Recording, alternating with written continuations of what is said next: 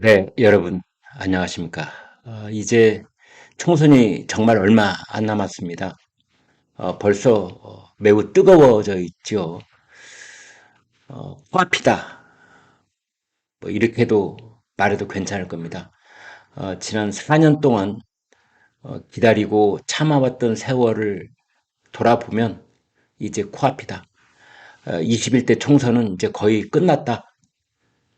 이제 그렇게도 볼 수 있는 겁니다. 그래서 그런지 이재명 더불어민주당 대표 흉기 피습 사건 이후 이제 출근을 했는데 보름 만에 말이죠. 기자들을 만나서 비교적 노골적으로 애둘러서 말하지 않고 직방으로 여러 사안에 대해서 본인의 생각을 이야기를 했습니다. 일단 총선 승리라고 했을 때 뭐를 승리라고 할 거냐? 지난번 21대 국회에서는 180석이었는데 이번에는 승리를 어떻게 보느냐 그랬더니 한 석이라도 많으면 승리한 것이다. 원내 1당이 되면 151석 이렇게 말했습니다. 근데 이 말은 앞뒤가 틀린 말입니다. 과반이 아니더라도 원내 1당은 될 수 있거든요. 가령 135석을 가지고도 원내 1당은 될 수 있습니다. 두 번째 당이 125석, 그리고 뭐 제3당이 가령 출연을 해서 정말 선전을 해서 수십 석을 얻게 되면은 그런 상황이 벌어지는 겁니다.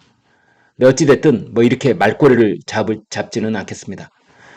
원내 일당도 되고 과반도 되고 그렇게 말했다고 제가 그냥 이해를 하겠습니다. 지금 정부 여당이 국회에서 우리가 저지하는데도 어떻게 저렇게 하지? 하고 싶은 일들을 하는데 제도마저 마음대로 할 수 있으면 어떻게 하겠나. 이런 말을 했는데요. 그것은 집권 여당이 더불어민주당이 아무리 뒷다리를 걸어도 정말 꼭 필요한 일이면은 여러 가지 방편을 마련해서 일을 한다. 제가 이제 말을 좀 순화시켜서 해본다면 그런 거지요. 그런데 만약 국민의힘이 원내 일당 과반까지 차지하면은 어떻게 되겠느냐 이런 말을 했는데 이런 말도 말이죠. 또 반대편에서 듣기에는 좀 이상하고 고가운 부분이 없지 않아 있습니다. 그래서 집권당이라고 하는 겁니다. 이재명 대표가 집권당에 대한 이해가 부족한 것이 아닌가 이런 생각이 듭니다. 집권 여당, 여, 뭐 정부 여당 이런 말을 하잖아요. 윤석열 정부. 그러면은 지금이 민주당 정부예요? 민주당이 집권당이에요? 아니잖아요. 집권당이라는 게 바보 정당이 집권당입니까? 여소야되면 여의도 독재가 행정부까지도 꼼짝 못하게 꽉 틀어주는 것이 그것이 여소야대? 그래서 민주당 일당 독재? 민주당이 공산당이에요? 이런 말은 얼핏 보면은 그럴듯 이렇게 들은 기자들은 없었겠지만 지금도 집권 여당이 어떻게 저렇게 하지 싶은 일들을 하는데 제도마저 마음대로 할 수 있으면 어떻게 하겠나라는 말을 했는데 이 말은 사실은 집권당이라는 것이 무엇인지 집권 정부, 윤석열 정부 우리가 이렇게 대통령 선거를 통해서 국정 운영 권한을 국민이 유임해 줬다는 것이 무슨 뜻인지에 대한 이해도가 전혀 없는 것 같아요. 무조건 여의도에서 한 석이라도 많은 정당이 자기들 맘대로 하는 것이지 대통령과 대통령 정부는 아무것도 할 수 없다. 설마 그렇게 보고 있는 건 아니죠. 설마 야당이 시키는 대로 해야 된다.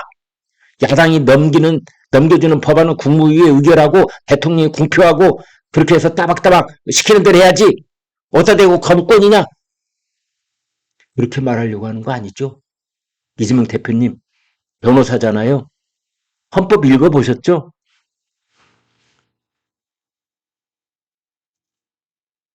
그러면서 이제 지금 이재명 대표 머릿속에 그동안 집에서 보름 동안 쉬면서 아마 이 생각을 계속 곱씹었던 것 같은데 이번 총선은 김건희 총선이다. 김건희로 선거를 치르겠다. 이 생각을 갖고 있는 것 같습니다. 이렇게 말했습니다. 권한에는 내재적 한계가 있는데 지금도 아내를 수사하면 안 된다고 거부권을 행사하지 않는가. 윤석열 대통령의 김건희 여사 특검 거부권 행사를 이렇게 비판을 했습니다. 그래서 총선 승리가 절박하다. 내 편이냐 네 편이냐는 그 다음 문제다. 이렇게 말했습니다. 여기서 내 편이냐 네 편이냐는 이재명 편이냐 이낙연 편이냐 이제 이 얘기하는 것 같아요. 권한에 내재적 한계가 있다. 이건 또 무슨 말이에요? 네? 정치 권력에 내재적 한계라는 게 있나요? 내재적 한계? 대통령의 배우자에 대해서는 내재적 한계가 있다? 대통령의 친인척에 대해서는 내재적 한계가 있다? 대통령의 아들들에 대해서는 내재적 한계가 있다? 아, 그 내재적 한계가 있어서 이재명 대표는 과거에 자기 식구들에 대해서 놈이라고 했던 건가요? 그랬잖아요. 놈이라고. 놈. 그게 내재적 한계인가? 본인 이야기 한 건가요?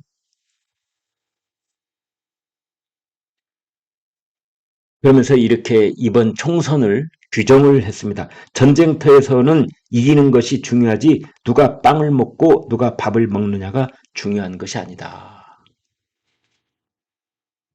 이게 지금 이재명 대표 머릿속에 들어있는 이번 제22대 국회의원 총선 전략입니다. 여러분 절대 단 1cm도 오해하면 안 될 것이라고 저는 생각을 합니다. 국민의힘도 이런 말 들으면 소름이 돋아야 됩니다. 이것은 멋지게 지면 무슨 소용? 이라고 했던 이재명 대표의 과거 발언하고 일맥상통하는 겁니다. 전쟁터에서는 무조건 이겨야 된다. 이제 이겁니다. 그래서 22대 총선을 전쟁터로 규정을 하고 오로지 김건희 여사를 타겟으로 삼아서 선거운동을 하겠다라는 그 속생각을 그대로 드러낸 겁니다. 86세대 용퇴론에 대해서 이런 말도 했습니다. 운동한 게 잘못도 아니고 잘라야 할 이유가 뭔가? 잘라야 할 586에 대한 정의도 정해진 게 없지 않나?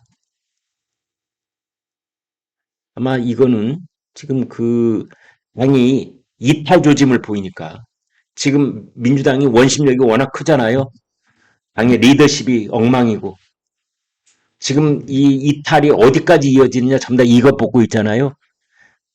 찐 친명계를 제외하고 나머지는 오늘 탈당할까 내일 탈당할까 전부 다 이렇게 눈치 보는 사람이 수십 명 있다. 지금 이런 얘기가 있는데 거기에 대해서 그러니까 이탈 조짐을 보이고 있는 운동권 출신 중진들에 대해서 손목을 잡는 얘기를 오늘 한 겁니다. 운동한 게 잘못도 아니지 않냐. 잘라야 할 이유가 뭐냐. 그렇게 얘기를 했는데 글쎄요. 이게 옷소매 잡는 효과가 있을까요? 저는 거의 없다고 봅니다. 진정성이 없기 때문이죠. 이원욱 의원 이미 탈당을 해서 별도로 이제 신당을 꾸리고 있는데 그랬더군요. 이재명 대표가 뭐 통합을 얘기하니까 거짓말과 증오로 공모를 시작하는 거냐. 원칙과 상식 의원들에게 전화라도 한 통 한 적이 있느냐. 아, 이렇게 이원욱 의원이 얘기했잖아요.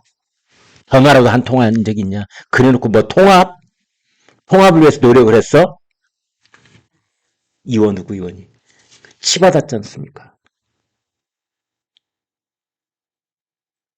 이제 기자가 이제 그런 질문을 이어가던 끝에 이재명 대표가 이런 말을 또 했대요. 어떤 사람을 영입하면 좋겠습니까? 라고 이제 기자한테 거꾸로 물어봤답니다. 그러자 도덕적 결함이 없는 클린한 인사가 좋을 것 같다라는 이제 어떤 기자의 답변이 있었겠죠. 그러자 이재명 대표가 그 말을 받아서 클린하다면 아무것도 안 한 것이다.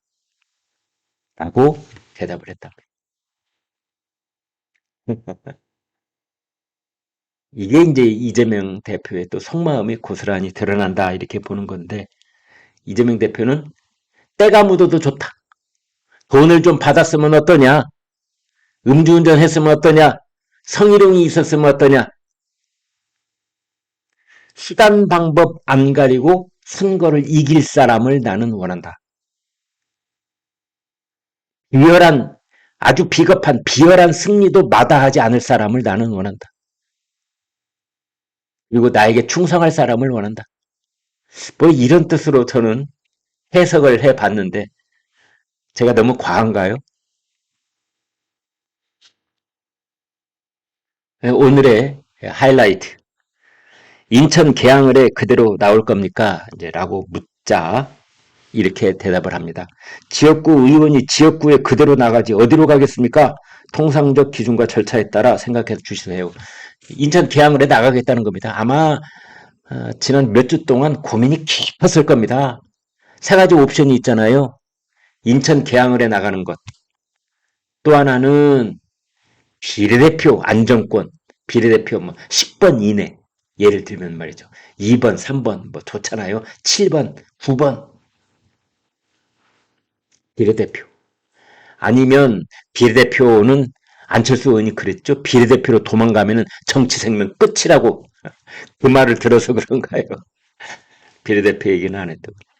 그 다음에 이제 세 번째 옵션이 불출마. 2027년 대선을 보고 불출마.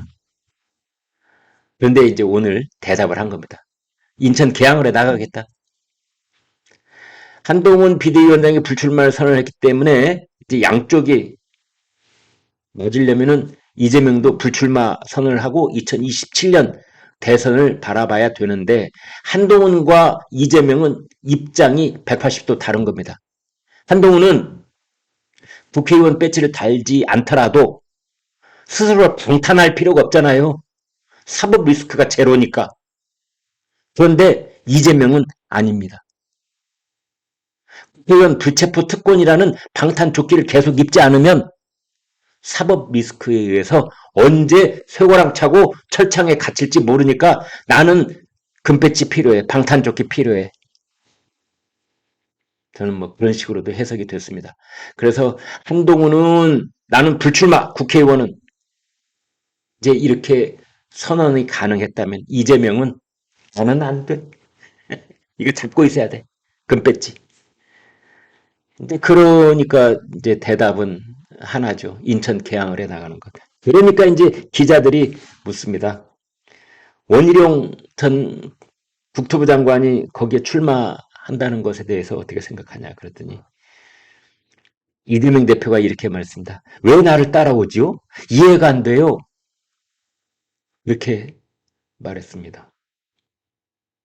혹시 원희룡 장관한테 쫄았습니까? 왜냐하면 원희룡 장관이 대장동 사태 때 이재명이 구린 부분을 가장 크게, 가장 정확하게 여기를 공격했던 장수가 원희룡이거든요. 그래서 이재명 대표가 생각할 때 가장 꺼림직한 상대가 원희룡일 겁니다. 이제 총선 운동이 이제 제대로 달아오르면 이재명 대표, 이재명 그 원희룡 장관이 어떤 공격을 해올지 아마 벌써부터 긴장이 될 그런 상황일 겁니다. 그래서 쫄았나? 혹시 떨고 있나? 이렇게까지 제가 표현하지는 않겠습니다. 아마 만만치 않다라는 생각을 하지 않을 수 없을 것이다. 그래서 왜 나를 따라오냐 이해가 안 된다 이런 말이 툭 튀어나오지 않았는가라는 생각을 해봅니다. 한동훈 국힘 비대위원장을 평가해달라 그랬더니 평가하고 싶지 않다. 그런 말을 이재명 대표가 했어요. 이재명 대표가 평가하고 싶지 않다고 그랬습니다. 이건 또 무슨 말이야? 한동훈 비대위원장이 링에 올라온 지 아직 한 달이 되지 않았으니까 아직 탐색전을 벌이고 있다 그런 뜻인가? 아니면 한동훈 비대위원장 아직 빈틈이 보이지 않네 그런 뜻인가? 아니면 한동훈 비대위원장 잘못 걸리면 내가 쫄딱 망할 수도 있어 이런 뜻일까? 글쎄요. 거기에 대해서 구체적인 설명이 없어서 이렇게 짐작만 해봅니다. 여기까지입니다. 여러분 고맙습니다.